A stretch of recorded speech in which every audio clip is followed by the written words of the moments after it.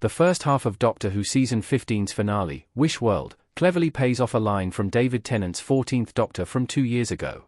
The greatest Doctor Who stories of all time often feature callbacks and references from past adventures, especially when there is a shocking revelation involved. For example, Rose Tyler sends Donna back to her reality with the message, Bad Wolf, in Season 4's Turn Left, which is a nod to the yellow and pink companion's fate in Season 1. Following the reveal of Mrs. Flood's true identity in Doctor Who, which confirms the popular theory that she is the Rani, audiences are now stunned about another returning Time Lord. While Doctor Who's bi-generation twist is unusual enough, it's even stranger when you realize that the 14th Doctor's throwaway line in The Giggle may hold more weight than it initially seemed, and is perhaps a warning to his successor before regeneration. Doctor Who was teasing Omega's return as early as David Tennant's final episode. The Giggle focused so much on the Parthenon, many missed this indirect nod to Omega.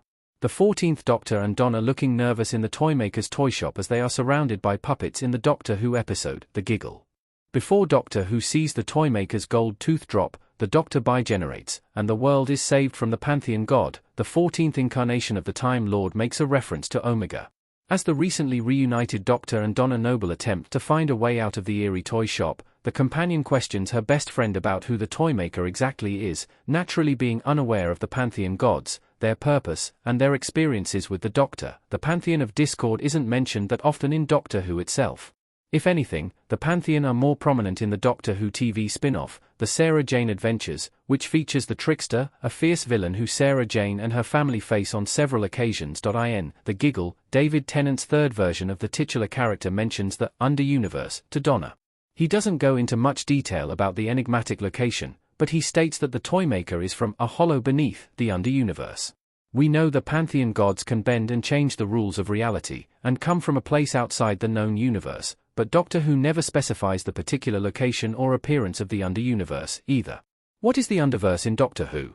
Doctor Who didn't specify, but there are past lore details that may confirm it. The fate of Doctor Who's Omega in Arc of Infinity seems to be cemented, at least until now. In Arc of Infinity, Omega uses the Matrix to grant himself a physical form, as part of a plot to destroy the Earth, and he replicates the Fifth Doctor's body.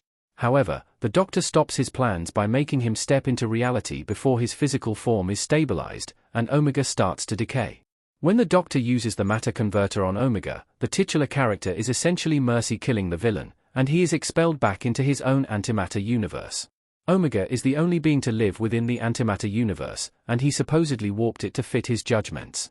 The centuries of being by himself, isolated, sends Omega mad eventually.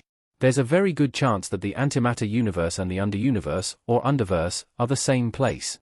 Doctor Who leaves things vague on purpose quite often, but there's usually a payoff, and so this would make a lot of sense.